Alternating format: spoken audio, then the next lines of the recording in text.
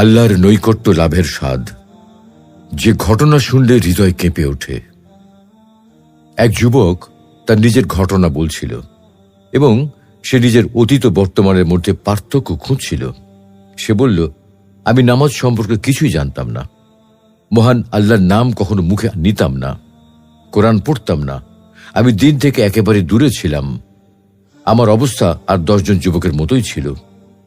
Restaurant, shopping মলে আড্ডা দেওয়া, পার্টিতে যাওয়া, ঘুরে বেড়ানো, গল্পগুজব করা, ইন্টারনেটে ডুবে থাকা, সিনেমা দেখা, এই সবই ছিল আমার প্রতিদিনের রুটিন।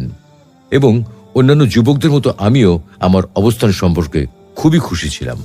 আমি আমার পরিবার থেকে অনেক দূরে থাকতাম এবং তারা আমার তেমন কোনো খোঁজ খবর নিত না। এক রাতে আমি অনেক গুনাহ করে খুশি মনে বাড়ি ফিরলাম। বাড়ি ফিরে ঘুমাতে গেলাম, কিন্তু ঘুম আসছিল না। বিছানায় শুয়ে এপাশ ওপাশ করতে লাগলাম, কিন্তু কিছুতেই ঘুম আসছিল না। আমার ঘুমের আবার কি হলো? ঘুম আসছে না কেন? ভাবলাম একটা গান শুনি, তাহলে হয়তো ঘুম আসবে, কিন্তু না, পারলাম না। এবার ভাবলাম মুভি দেখি, তাহলে হয়তো ঘুম আসবে, কিন্তু এবারও ঘুমাতে পারলাম না। শেষমেশ স্টোরি শুনতে শুনতে ঘুমাতে চেষ্টা করলাম, কোনো কাজ হলো না। এভাবে সকাল হয়ে গেল, কিন্তু কিছুতেই ঘুম আসছিল না। আমি খুব ঘেমে গেলাম, আমার সারা শরীর ঘামে ভিজে গেল। দুশ্চিন্তায় ভীষণ মুষড়ে পড়লাম। বিছানা ছেড়ে উঠে কিচেনে গেলাম, ছুরি হাতে নিয়ে নিজেকে শেষ করে দিতে চাইলাম। কিন্তু তখন নিজেকে প্রশ্ন করলাম, আমি আত্মহত্যা করছি কেন? কেন নিজেকে ধোঁকা দিচ্ছি? আমি যা করছি সবই তো হাস্যকর। আমার গুনাহ আমাকে ধোঁকা দিচ্ছে, আমার অপরাধ বোধ আমাকে প্রতারিত করছে। বাস্তবে আমি তো সুখী নই। আমি কি নিজেকে শেষ করে দেব? আমি কি আত্মহত্যা করে ফেলব? এভাবে কয়েকবার বিড়বিড় করে কথাগুলো বললাম। খোলা জানালা দিয়ে আকাশ দেখা যাচ্ছিল। ভোরের আলো ফুটে উঠেছে, ভোরের শুভ্র আলোয় আলোকিত হয়ে আছে আকাশ। শান্ত স্নিগ্ধ সেই আকাশের দিকে তাকিয়ে আমি নিজের ফেলে আসা অতীতের কথা ভাবতে লাগলাম। নিজেকে প্রশ্ন করলাম, আমি কি সব করছি? এতদিন ধরে এসব কি করছি আমি? আর তখনই শুনতে পেলাম দূর থেকে একটা আওয়াজ ভেসে আসছে। এটা আবার কিসের আওয়াজ? কোত্থেকে আসছে এই আওয়াজ? মূলত এটা ছিল কাছের কোনো মসজিদ থেকে ভেসে আসা কোরআন তেলাওয়াতের আওয়াজ।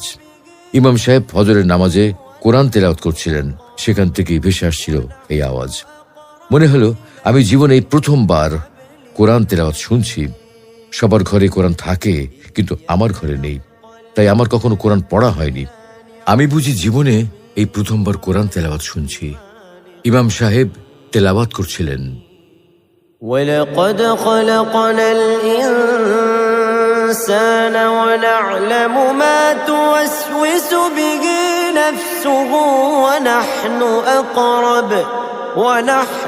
أَقْرَبُ إِلَيْهِ مِنْ حَبْلِ الْوَرِيدِ إِذْ يَتَلَقَّى الْمُتَلَقِّيَانِ عَنِ الْيَمِينِ وَعَنِ الشِّمَالِ قَعِيدٌ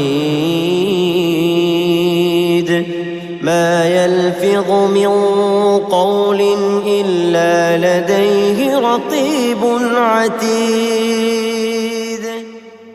আমি মানুষকে সৃষ্টি করেছি এবং তার নফস তাকে যে কুমন্ত্রণা দেয় সে সম্পর্কে আমি অবগত। আমি তার কণ্ঠশিরার চেয়েও নিকটে অবস্থান করি। তার ডান কাঁধে ও বাম কাঁধে 2 জন ফেরেশতা বসে সব কিছু লিপিবদ্ধ করছে। মানুষ যাই বলে না কেন, সেটা লক্ষ্য রাখার জন্য সদা প্রস্তুত প্রহরী রয়েছে। আমি তেলাওয়াত শুনতে লাগলাম, আর আমার অন্তরের অবস্থা আস্তে আস্তে পরিবর্তন হতে লাগলো। আমার অন্তরে কোরআনের নূর প্রবেশ করতে লাগলো, আমার অন্তর কাঁপতে লাগলো। আমি খুব মনোযোগ দিয়ে চুপচাপ কোরআন তেলাওয়াত শুনতে লাগলাম। আমার মনে হচ্ছিল কোরআন যেন কেবল আমাকেই সুসংবাদ দিয়ে এসব কথা বলছে। আল্লাহ যেন আমাকে উদ্দেশ্য করে এইসব কথা বলছেন। তারপর আমি শুনতে পেলাম, وَجَاءَتْ سَكْرَةُ الْمَوْتِ بِالْحَقِّ ذَلِكَ مَا كُنْتَ مِنْهُ تَحِيدُ وَنُفِخَ فِي الصُّورِ ذَلِكَ يَوْمُ الْوَعِيدِ। অবশ্যই মৃত্যু যন্ত্রণা আসবে, অথচ এটা থেকেই তোমরা অব্যাহতি চেয়েছিলে, এবং সিংহায় ফুঁক দেওয়া হবে আর সেটাই হবে ভয় প্রদর্শনের দিন। এটা শুনে আমি চিৎকার করে কেঁদে ফেললাম। আমার চোখ দিয়ে অশ্রু গড়িয়ে পড়তে লাগলো। আর তখন ভেসে আসছিল, وجاءت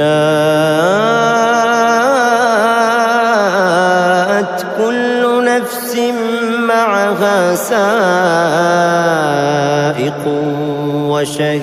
وشهيد لقد كنت في غفلة من هذا فكشفنا عنك غطاءك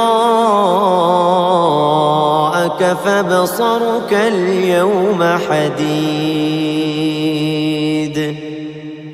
সেদিন প্রত্যেক ব্যক্তি উপস্থিত হবে, তার সাথে থাকবে তার চালক ও তার কর্মের সাক্ষী। তুমি এই দিন সম্পর্কে উদাসীন ছিলে, এখন তোমার সামনে থেকে পর্দা উন্মুক্ত করেছি, ফলে আজ তোমার দৃষ্টি অত্যন্ত প্রখর। আমি কাঁদতে লাগলাম, কাঁদতেই থাকলাম। আমি জানি না কেন আমি কাঁদছি। আমার শুধু মনে হচ্ছিল আজই আমি প্রথম কোরআন তেলাওয়াত শুনলাম। আমি অনেকক্ষণ ধরে কাঁদলাম। চোখের পানি যেন আমার গোনাগুলোকে ধুয়ে নিয়ে যাচ্ছিল। পরক্ষণেই আমি দিন সম্পর্কে আগ্রহী হয়ে উঠলাম। আমি কোরআন দ্বারা প্রভাবিত হয়ে গিয়েছিলাম। ফলে আমি অজু গোসল করে ফজরের নামাজ আদায় করলাম। আর মনে মনে ভাবলাম, কতদিন পর আজ আমি নামাজ পড়ছি। আমি সেজদায় পড়ে কাঁদতে লাগলাম। আল্লাহর কাছে দোয়া করতে থাকলাম, তিনি যেন আমার গোনাসমূহ মাফ করে দেন। আর তখন থেকেই স্থির করলাম, দিনের উপর অটল থাকব, আল্লাহর দিকে ফিরে আসব ইনশাআল্লাহ। তাই আমি সবসময় আল্লাহর কাছে এই দোয়া করি, হে আমার প্রভু, আমার পক্ষ থেকে যা কিছু হয়েছে তার সবই আমি স্বীকার করছি। এর কারণে আমাকে আর শাস্তি দিও না। গোনামুক্ত আর পবিত্র থাকতে গিয়ে আমি বারবার পদস্খলিত হয়েছি। আপনি আমার উপর অনুগ্রহকারী ও ইহসানকারী। আমি আমার গুনাহের কথা স্মরণ করে লজ্জিত হই, অনুতপ্ত হই এবং তওবা করি। আর আপনার উপর আশা রাখি আপনি আমাকে ক্ষমা করবেন। আপনার প্রতি এমন সুধারণা করা ছাড়া আমার আর কোনো উপায় নেই। এভাবেই আমি দিনের উপর অটল থেকে আমল করতে লাগলাম, তওবার পথ অনুসরণ করে চলতে লাগলাম, যেন প্রকৃত সৌভাগ্যের জীবন যাপন করতে পারি। ফলে আমার অন্তরে এমন প্রশান্তি অনুভব করতে লাগলাম, যা আল্লাহর আনুগত্য করা ছাড়া, আল্লাহর দাসত্ব করা ছাড়া, দ্বীন ইসলাম ছাড়া আর কোনোভাবেই অনুভব করা সম্ভব নয়। তাই বলবো, হে আমার যুবক ভাইয়েরা, তোমরা কোথায়? তোমাদের কি অবস্থা? তোমরা যে অন্ধকারে নিমজ্জিত হয়ে ধ্বংসের দিকে ছুটছ, তা থেকে ফিরে এসো, ফিরে এসো আলোর পথে, ইসলামের পথে এসো, শান্তির পথে এসো। অবশ্যই তোমরাও তেমনই প্রশান্তি অনুভব করবে যেমনটি আমি করেছি। আল্লাহ রাব্বুল আলামিন আমাদের সকলকে তার পথে ফিরে আসার, তার পথে অটল অবিচল থাকার তৌফিক দান করুন। আমিন।